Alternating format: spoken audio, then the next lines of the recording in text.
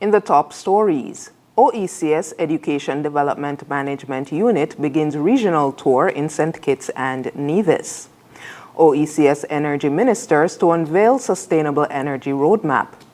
And China retaliates against U.S. tariffs with trade measures and Google probe.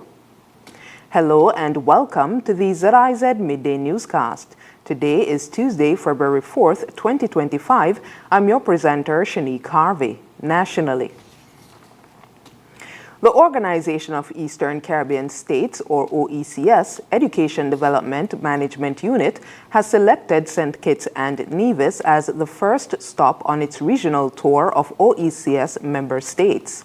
A delegation from the unit will engage in 2 days of meetings and activities on Tuesday, February 4th and Wednesday, February 5th, aimed at strengthening collaboration with local education stakeholders.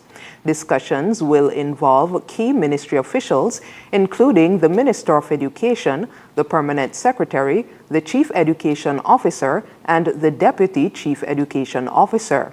Education and curriculum officers, as well as media representatives, will also be in attendance. The primary objective of the visit is to provide members of the Pearl Project management team with deeper insights into local challenges that may impact the successful implementation of the OECS Program for Educational Advancement and Relevant Learning, or PEARL.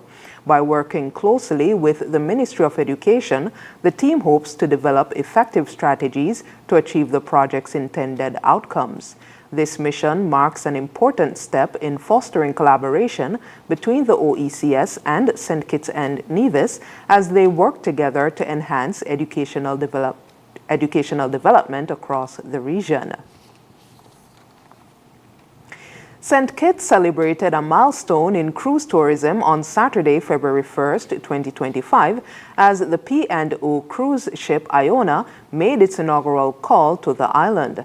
With a guest capacity of 5,200 and a crew of 1,800, Iona is one of the most advanced ships in the P&O fleet. It features 30 bars and restaurants, 10 entertainment venues, 4 swimming pools, and 15 guest decks, offering a world-class cruising experience.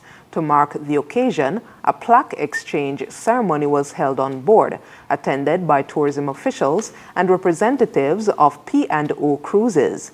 This symbolic event reinforced St. Kitts' position as a premier destination for international cruise ships. Kelly Fontenelle, Chief Executive Officer of the St. Kitts Tourism Authority, welcomed the vessel's arrival as a significant development for the island's cruise sector.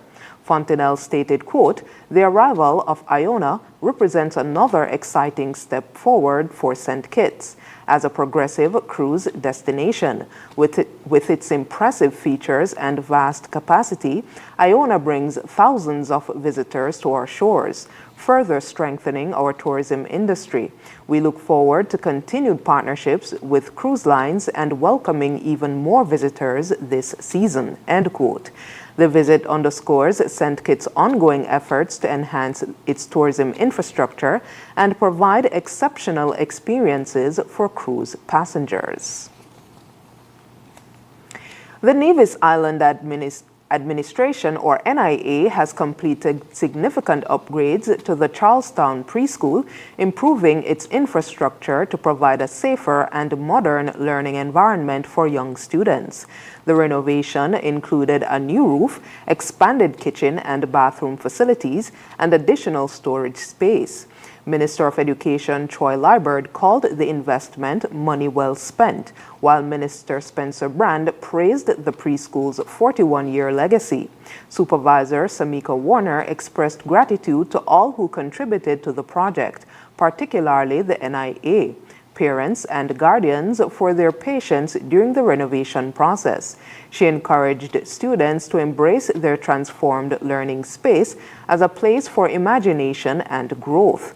The reopening ceremony featured a ribbon cutting by Deputy Governor General Hailita Liburd with a blessing from Pastor Wayne Maynard.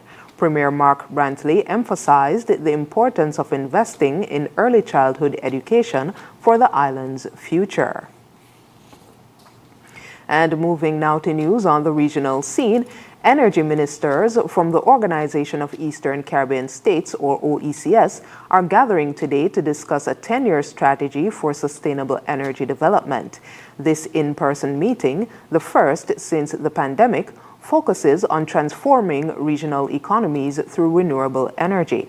Ministers will review the OECS Sustainable Energy Roadmap for 2025 to 2035, aiming for 30% renewable energy by 2030 and 50% by 2035. The plan seeks to reduce reliance on fossil fuels, drive investment, and create jobs in the renewable sector. Key discussions will cover geothermal energy, regional interconnection, and the Eastern Caribbean Solar Challenge, which targets 6.5 megawatts of new solar capacity. International organizations, including the Caribbean Development Bank and ZIZ, will present proposals for supporting these initiatives. The meeting also marks the handover of the OECS Energy Council chairmanship from Honorable Karine James of Grenada to Honorable Conris Maynard of St. Kitts and Nevis. A press briefing on the meeting's outcomes is scheduled for February 5th.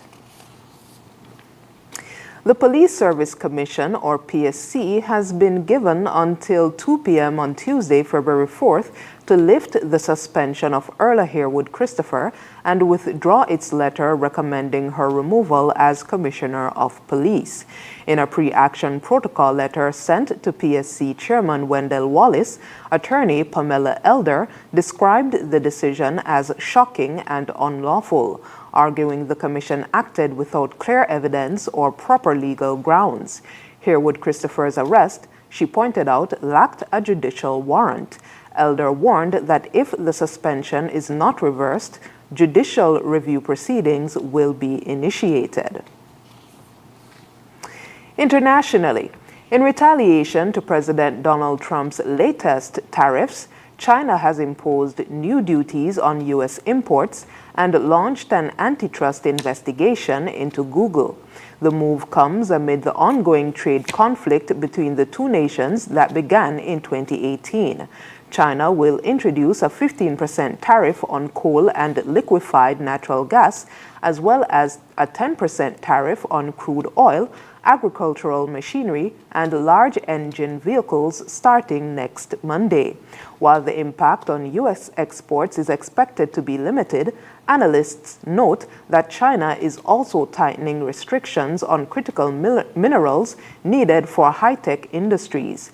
In addition, China has blacklisted PVH Group, the parent company of Calvin Klein and Tommy Hilfiger, and biotech firm Illumina, potentially hindering their operations in China.